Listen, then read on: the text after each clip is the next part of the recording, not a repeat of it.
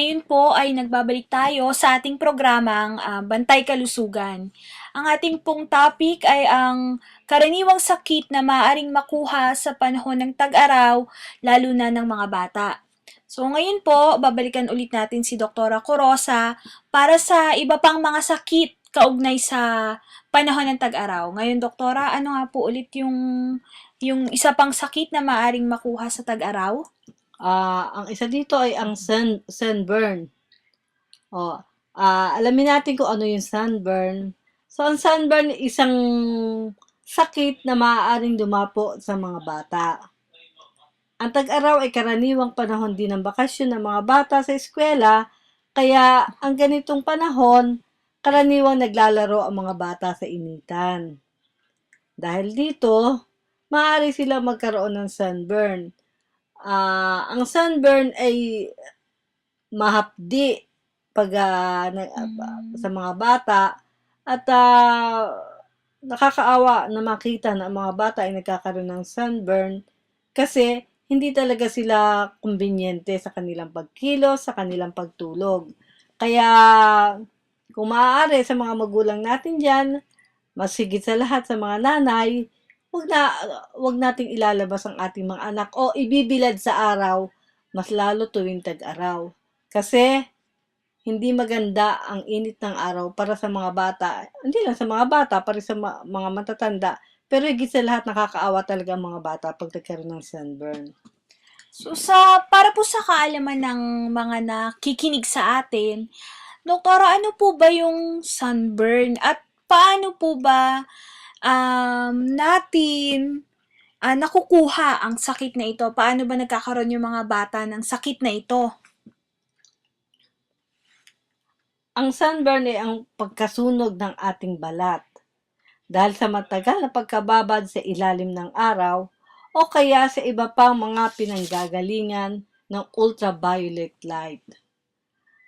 At dahil sa tapang ng mga ultraviolet light, di kaya ng ating balat at ito ay nasusunog.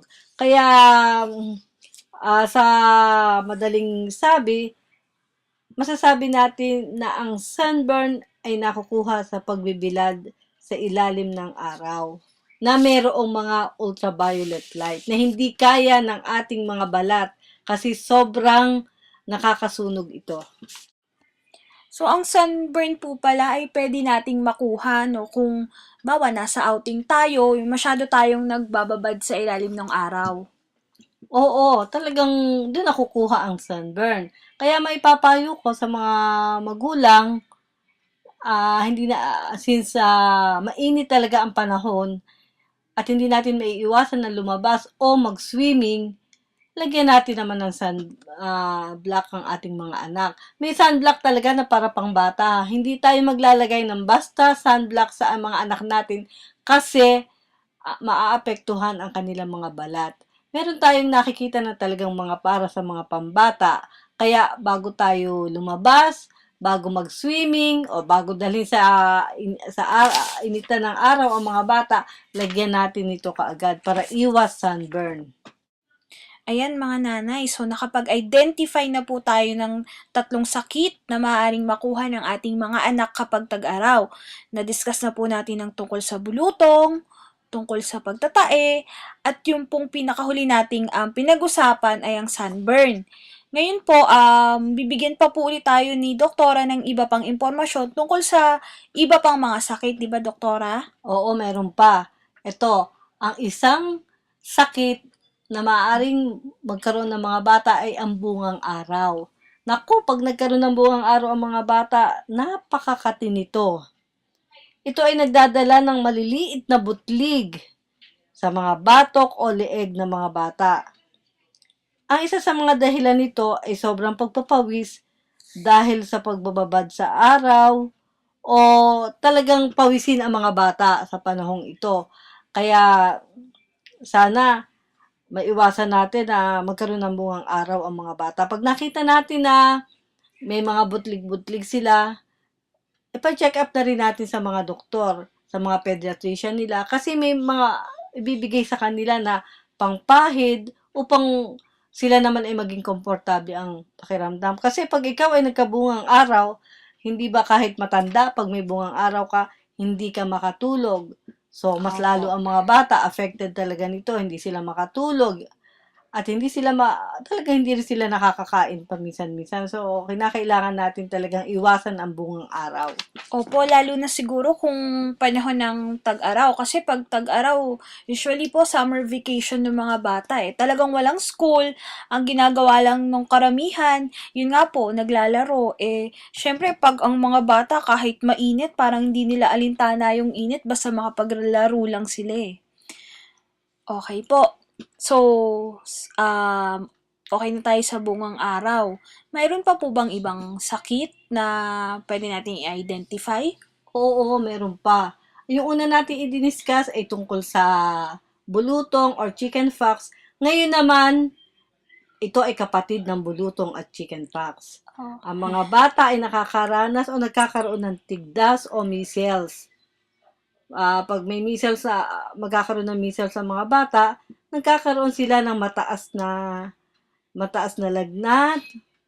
Karaniwang umaabot ito sa 40 hanggang 40.3 degrees centigrade. Mataas po. Napakataas. Nakakakitaan din ng mga pantal at rashes ang balat ng mga bata. Pag ganito na nakita natin, wag nang patagalin, isugod agad sa pinakamalapit na doktor o hospital.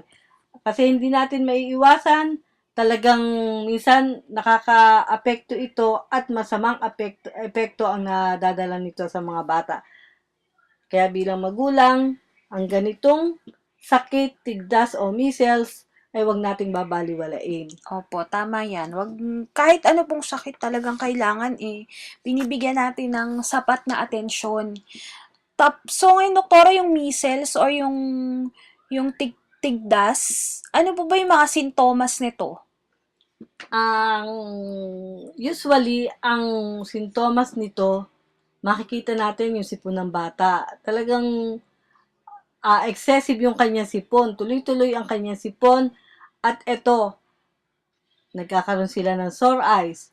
So, yung sore eyes na ito, baka akala natin nagka-sore eyes lang kasi bakasyon or summer na ang alam natin sa ganitong panahon lumalabas ang sore eyes. Hindi natin alam na kaya may sipon at may sore eyes ang mga bata, sintomas na pala ito ng tigdas o measles. Mga ganitong mga pagkakataon, wag natin babaliwalain ang mga nakikita nating sintomas sa mga anak natin. Opo, kaya talagang magandang nagpapa-check up talaga agad tayo, or lalo na yung mga bata, pinapa-check up na natin agad kasi hindi natin alam kung ano ba yung extent nung sakit or nung nararamdaman nila. Oo, dapat yan. Basta kahit anong sintomas na nakikita natin sa ating mga anak, sa ating mga pamangkin o kapatid, basta lagi nating iisipin lagi, madala sila sa doktor o sa hospital. Mahirap kasi ang magbaka-baka sakali sa mga sakit. Opo, tama yun. So ngayon, bilang panghuling bahagi ng ating pag-uusap, ngayon po, sige po, last sakit na lang po na karaniwang sakit na pwedeng makuha ng mga bata. Ano po ba iyon? Marami pa mga sakit, kaya lang siguro kung i-discuss natin lahat ito, hindi magkakasya sa oras natin. Kaya yung mga importante lang ang ibinigay ko. Ito ang ang isa pang sakit ay ang tinatawag nating mycotic infection. Ano ba itong mycotic infection? Ito ay karaniwang infection sa tenga na nagdadala ng fungal infection or earache. Isa ito sa nararamdaman natin o nararanasan natin, especially ng mga bata tuwing tag-araw. Maraming salamat po, Doktora, sa inyong shinare na kaalaman sa amin sa araw na ito at hanggang sa muli po naming paanyaya. Ayan po mga nanay, naway marami po tayong nalaman na impormasyon tungkol po sa mga sakit na maaring makuha ng mga bata ng ating mga anak sa panahon ng tag-araw. Sana po ay lagi nating tatandaan na napakahalaga na magkaroon po tayo ng malakas na pangangatawan at kalusugan dahil ito ay kayamanan. Muli po, ako po ang inyong host, si AC Leido, at kayo po ay nakikinig sa Bantay Kalusugan.